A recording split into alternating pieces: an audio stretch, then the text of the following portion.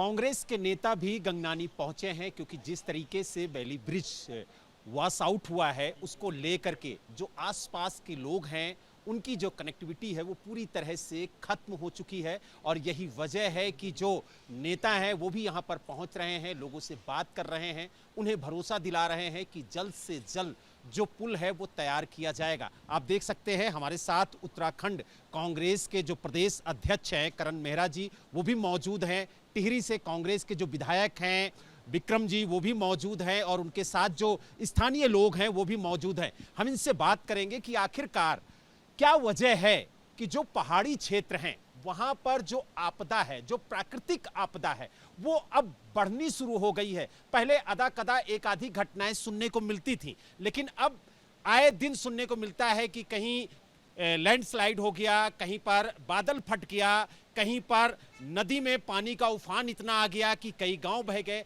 तमाम ऐसी घटनाएं देखने को मिलती हैं। इसके पीछे वजह क्या है? देखिए, इसके पीछे बहुत सारी वजह हैं। जैसा कि हम कहते हैं कि जो चाहे हिमाचल है चाहे उत्तराखंड, एक सी टोपोग्राफी है।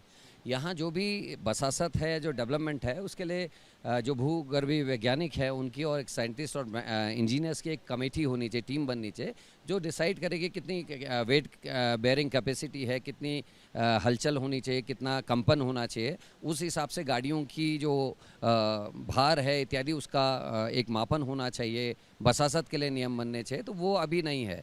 दूसरा, ये सीमांत क्षेत्र है, आप जहाँ खड़े हैं, और चाइना का हमारे से बॉर्डर लगता है।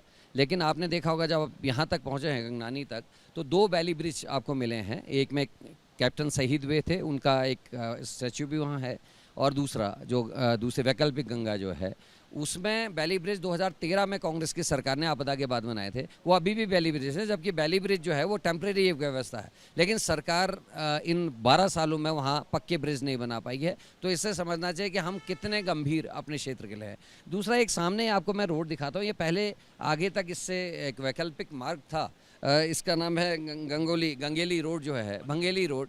और ये 1978 में जब वहाँ बादल फटा था तो वो टूटी थी, तब से इस मार्ग की देखरेख नहीं हुई। अगर इसका जो पैदल मार्ग है आगे से, अगर उसको ठीक किया गया होता तो निश्चित ही आज वो एक वैकल्पिक मार्ग होता, हमारे एसडीआर के लोग वहाँ से जल्दी पहुँच सकते थे। लेकिन हम लोगों का ध्यान नहीं है। जब अभी आपदा के बाद, अभी आप भी सतर्क हैं, मैं भी हूँ, लेकिन 20-25 दिन के बाद जब रोडें पहुँच जाएंगी, सामान पहुँच जाएगा, कितने मरे क्या मरे सब गौण हो जाएंगी चीज़ें, और आगे की तैयारियाँ भी शून्य हो जाएंगी। आप तो जनप्रतिनिधि हैं, आपको नहीं लगता है कि हम विकास के नाम पर जो प्रकृति है उससे खिलवाड़ कर रहे हैं और यही वजह है कि आपदा को दावत दे रहे हैं?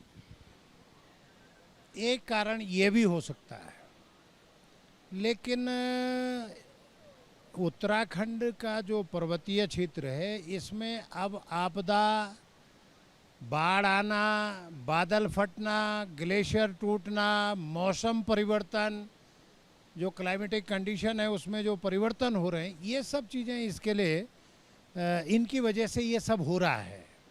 लेकिन जो अभी की घटना है, आज 100 घंटे के लगभग आपदा के घटना को हो गया। इस क्षेत्र में फ़ोन के नेटवर्किंग, दूर संचार व्यवस्था और बिजली की व्यवस्था अभी नहीं हुई। अभी तक ये तय नहीं हो पाया कि कितने लोग आपदा में मरे हैं, कितने लोग घायल हैं, और कितनों की क्या स्थिति और कहाँ कौन फंसा हुआ है। ये सरकार को चाहिए था कि इसका स्पष्ट करती। और वैली ब्रिज हो, बड़ी हैवी मशीनें हो, ये हमें बरसात का इंतजार नहीं करना चाहिए।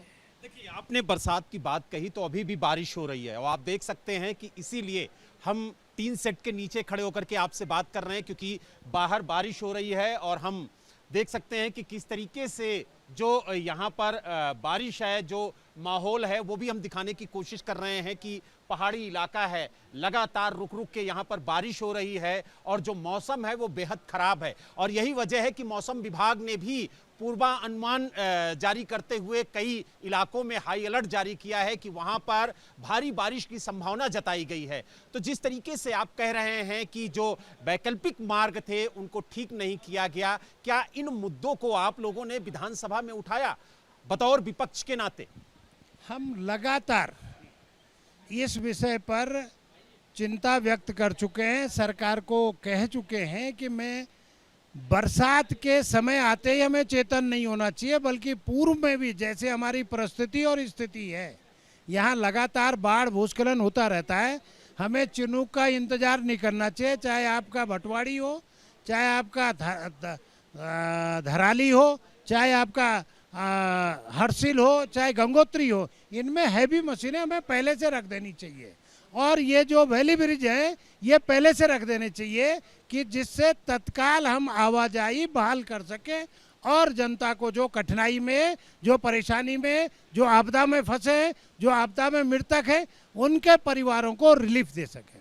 आपने जो सड़क मार्ग है उसकी बहाली की बात कही। करण जी, पिछले 2 दिनों से लगातार जो आईटीबीपी के जवान हैं, जो एनडीआरएफ के जवान हैं, जो बीआरओ के जवान हैं, वो लगातार सड़कों को ठीक करने के लिए काम कर रहे हैं, वैकल्पिक मार्ग तैयार कर रहे हैं। लेकिन 2 दिन हो गए, जो टीमें हैं, जो एम्बुलेंस हैं, वो फंसी हुई थी। आज किसी तरीके से भटवाड़ी में जो रास्ता था वो ठीक किया गया, एक वैकल्पिक मार्ग तैयार किया गया, जिससे जो एनडीआरएफ की टीम है, जो अन्य सामग्री है, वो यहां तक पहुंची है और आप भी यहां पर पहुंचे हैं। अभी भी जो कनेक्टिविटी है धराली से, वो पूरी तरह से खत्म हो चुकी है और अभी भी उम्मीद नहीं है कि 1-2 दिन में कनेक्टिविटी पूरी तरीके से सामान्य हो जाएगी। देखिए, आपकी बात सही है। मैं एनडीआरएफ, एसडीआरएफ और जो हमारी सड़क संगठन है उसकी बात नहीं कर रहा, वो तो कर ही रहेगा।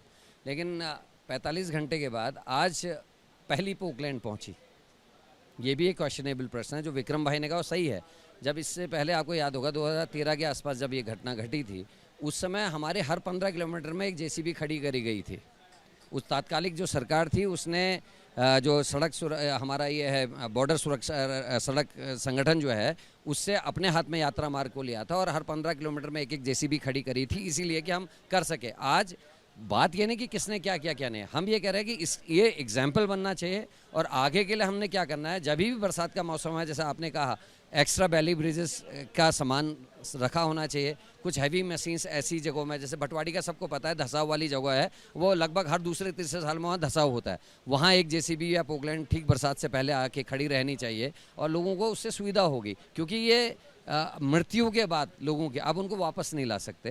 तो ये हम, चाहे वो किसी की सरकार हो, सतर्कता बरतनी चाहिए और हमको उसके लिए काम करना। आपने बात कही कि जो ये वैकल्पिक मार्ग है जो कई सालों से बंद पड़ा है, अगर इसको ठीक किया होता, सरकार ने इस तरफ ध्यान दिया होता, तो शायद आज जो एनडीआरएफ की टीम, जो आईटीबीपी के जवान 24 घंटे से ज्यादा हो गया इंतजार कर रहे हैं, क्योंकि संपर्क मार्ग टूट गया है, तो इस मार्ग के जरिए से जा सकते थे। ये देखिए, भंगेली मार्ग है, ये काफ़ी आगे तक तो इसमें गाड़ियाँ जाती हैं और उसके बाद इसमें पैदल मार्ग बना था राजा के टाइम से, जो हम जिनको यात्रा रूट्स कहते थे तब का, जो तीर्थ यात्राओं के लिए बने थे, वो बना था। अगर उसको खाली ठीक करें, मैं तो कह रहा हूँ खाली ट्रैक के लिए, कि उत्तराखंड में पर्यटन भी आता है, पर्यटक आता है यहाँ, तीर्थाटन के लिए लोग आते हैं, तो उनके भी काम आता है। कुछ लोग पैदल भी जाना चाहते हैं, तो ये चीज़ें हमको करने की आने वाले समय में ज़रूरत है। 1970 अभी तक इस पर ध्यान नहीं दिया गया, जो मुझे लगता है दिया जाना चाहिए था। तो आपने देखा हमारे साथ जो कांग्रेस के नेता थे, विधायक थे, वो भी मौजूद थे और उन्होंने कहा कि जिस तरीके से ये आपदा आई है, इसको लेकर के सरकार को गंभीर होना होगा।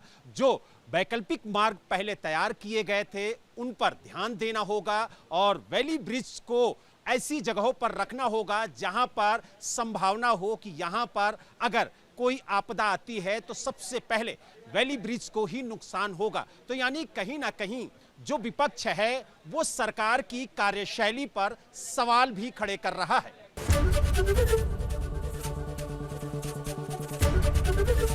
एबीपी गंगा, खबर आपकी, जुबान आपकी।